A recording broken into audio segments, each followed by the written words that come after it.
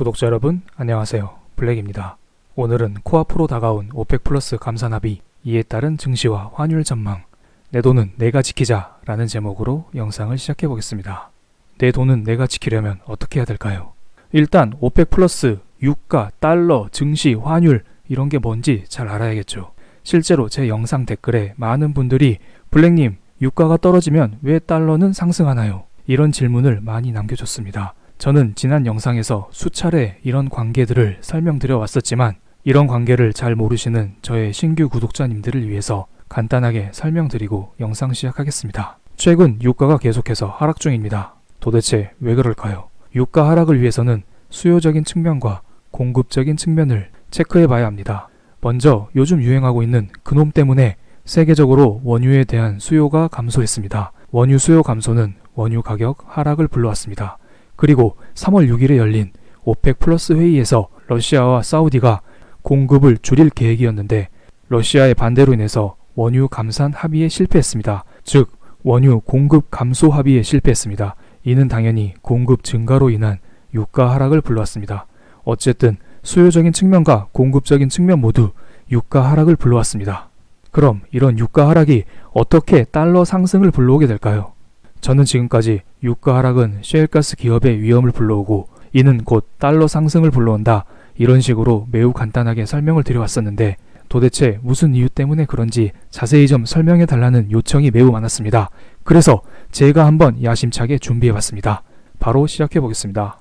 일반적으로 유가가 하락하게 되면은 미국의 셰일가스 기업의 마진이 떨어집니다. 왜냐하면 사우디 원유에 비해서 미국의 셰일 원유는 땅속 깊은 곳에서 뽑아 올리기 때문에 상대적으로 원가가 비쌉니다. 즉 유가 하락은 미국 셰일가스 기업의 마진 하락을 불러오고 이는 곧 미국 셰일가스 기업의 실적 하락을 불러옵니다. 미국 셰일가스 기업의 실적이 안 좋아지면 무슨 문제가 발생할까요? 안 그래도 지금 미국 셰일가스 기업의 재정 상태가 매우 좋지 않습니다. 그런데 실적마저 안 좋아지면 미국 셰일가스 기업의 회사채 금리가 상승하게 됩니다.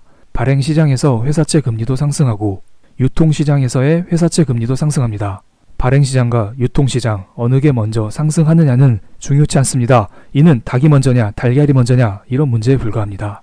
어쨌든 미국 셰일가스 기업의 실적이 좋지 않고 이들이 곧 망하게 생겼으니 사람들은 미국 셰일가스 기업에 돈을 빌려주기를 꺼려합니다. 그래서 셰일가스 기업은 울며 겨자 먹기로 사람들에게 높은 금리를 제공하고 돈을 끌어다 쓸 수밖에 없습니다. 이게 바로 회사채 금리 상승으로 이어집니다. 다음은 하이힐드 채권 금리 스프레드를 나타낸 것입니다. 하이힐드 채권 금리 스프레드는 하이힐드 채권 금리에서 국고채를 뺀 값이라고 보시면 됩니다. 그냥 편하게 이것은 하이힐드 채권 금리라고 보시면 됩니다. 하이힐드 채권이란 우량한 기업들의 회사채가 아닌 셰일가스 기업 같은 부실한 회사들이 발행하는 회사채를 말합니다. 지금 유가 하락으로 인해서 셰일가스 기업의 회사채 금리가 상승하고 있습니다. 이는 곧 하이힐드 채권 금리 상승으로 이어집니다. 최근 11%까지 올라갔던 하이힐드 채권 금리 스프레드 보이시나요? 어쨌든 지금 조금 안정화되기는 했습니다만 아직도 불안한 것은 사실입니다.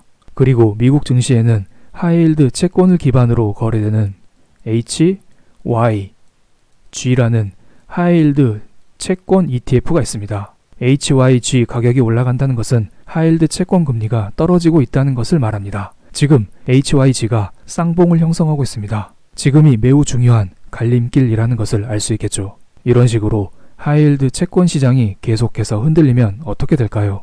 셰일가스 기업은 자금이 부족하기 때문에 계속해서 달러를 찾게 됩니다. 그리고 하이힐드 채권에 투자한 사람들 역시 막심한 손해로 인해서 마진콜을 당하게 됩니다. 그럼 이를 메꾸기 위해서 달러 현금을 채워 넣어야겠죠. 그래서 모든 사람들이 달러를 찾게 되는 현상이 발생합니다. 게다가 이러한 셰일가스 기업의 부실이 우량 기업의 회사채 금리 상승까지 나올 수 있습니다. 사람들이 돈이 부족하기 때문에 우량 기업의 회사채까지 팔아서 달러를 채워 넣는 것입니다. 이러한 것들은 종합적으로 달러 상승을 불러오게 됩니다. 자, 지금 여러분들은 세기의 사건을 앞두고 있습니다.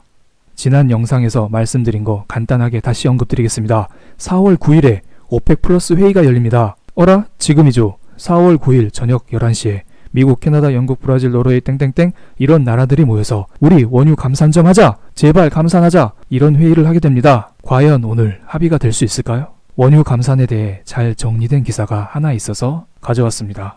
오펙 플러스 회의, 미국 등 부소속 산유국들의 감산 수용이 변수. 첫 페이지는 이번 회담을 매우 긍정적으로 보고 있는 경우입니다. 사우디 국영 석유업체 아람코 이사 출신으로 땡땡땡인 이러한 사람은 모두가 타격을 입고 있다. 공급 과잉은 아무에게도 이득이 되지 않는다고 밝혔습니다.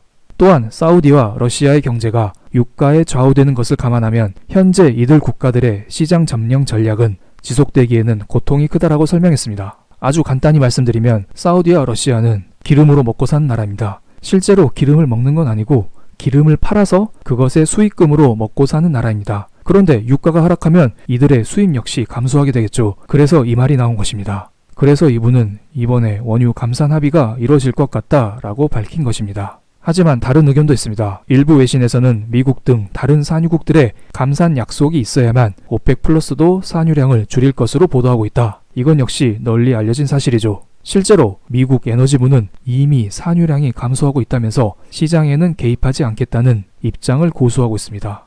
실제로 미국 에너지산업청은 한 달에 한 번씩 미국 원유와 석유의 생산 전망치를 발표합니다. 그런데 이번에 발표된 4월 전망치는 3월 대비 10% 감소한 것으로 나타났습니다. 이것은 곧 원유의 수요 감소, 공급 증가에 따라서 미국 시엘가스 기업들이 앞으로 자연스럽게 공급을 줄일 것이라는 예상입니다. 그래서 트럼프 대통령도 이렇게 말하고 있습니다. 우리 이미 공급은 줄였어. 이제 뭘 바라니? 그러자 러시아는 이렇게 받아쳤습니다. 너네 지금 공급 줄이고 있는 거 중요치 않아. 앞으로 공급을 줄이겠다고 이번 회담에 와서 명시를 해줘. 명시를 하라는 겁니다. 남아이런 중천금이란 말이 있죠. 이봐 트럼프 형, 누가 형이죠? 푸틴과 트럼프 누가 형이죠?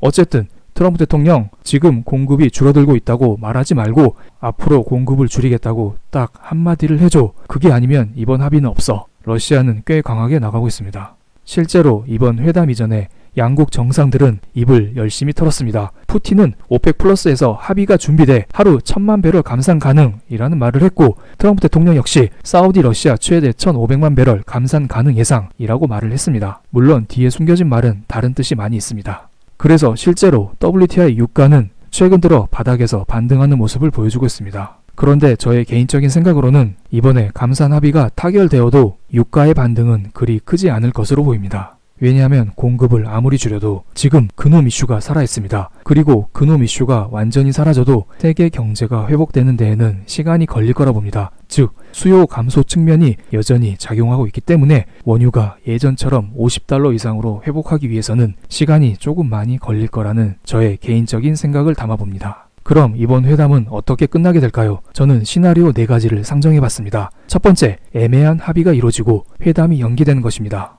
실제로 감산 합의라는 게 쉬운 게 아닙니다. 그래서 이번 한방에 감산 합의가 끝나지 않을 가능성도 있습니다. 그리고 두 번째는 예정됐던 대로 1000만 배럴 수준에서 감산 합의가 이루어질 가능성이 큽니다. 그런데 제가 볼 때에는 지금의 유가 상승은 이미 1000만 배럴 수준의 감산 합의를 반영한 것으로 생각이 됩니다.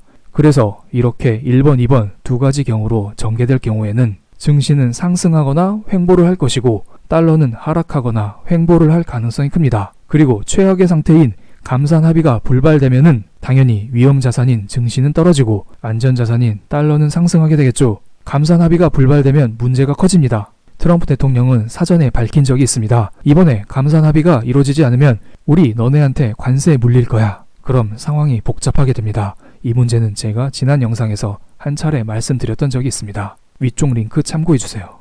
그리고 네 번째, 예상외로 1000만 배럴 이상의 감산 합의가 이루어질 수 있습니다. 이것은 최상의 케이스입니다. 이렇게 되면 위험 자산인 증시는 상승하고 달러는 하락할 가능성이 매우 큽니다. 마지막으로 달러 인덱스 보겠습니다. 최근 유가 하락으로 인해서 달러 인덱스가 103까지 올랐던 적이 있습니다. 그리고 달러 인덱스는 다시 98까지 떨어졌다가 최근 들어 다시 반등을 하고 있습니다. 지금 삼각 수렴 패턴을 그리고 있는데요. 차트대로라면은 달러 인덱스는 하락할 가능성이 커 보입니다. 하지만 지금 여러분은 세기의 회담이라는 오펙 플러스 회담을 앞두고 있습니다. 앞서 말씀드린 4가지 시나리오 기억하시고 시나리오에 따라 확실히 대응하셨으면 합니다. 그리고 달러에 대한 저의 관점은 늘 같습니다. 마치 대나무처럼요. 옛날에 스타크래프트를 열심히 했을 때 대나무 테란이 생각이 나네요. 달러도 결국 현금입니다. 그래서 여러분은 제발 달러를 현금으로 들고 가지는 말아주세요. 달러 사는 거 매우 좋습니다. 단 미국 주식을 살 만큼만 달러를 가지고 가시라는 말씀입니다. 제가 그 얘기는 지난주에도 말씀드렸고 지지난주에도 말씀을 드렸습니다. 그때 미국 주식을 샀으면 엄청난 수익을 여러분은 누리고 있었을 거라고 봅니다. 달러가 올라서 여러분은 수익이고 주식이 올라서 여러분은 또 수익입니다. 그때 많은 분들이 댓글로 이 시국에 주식을 사냐, 말도 안 된다, 이런 말을 많이 했었습니다. 이러신 분들도 마찬가지입니다. 주식이 떨어질 것 같으면 인버스 ETF를 살 만큼만 달러를 환전하시기 바랍니다. 그만큼 비중 조절이 중요하단 말입니다. 그럼 저는 오늘 회담을 지켜보면서 치킨 한 마리 뜯겠습니다. 감사합니다.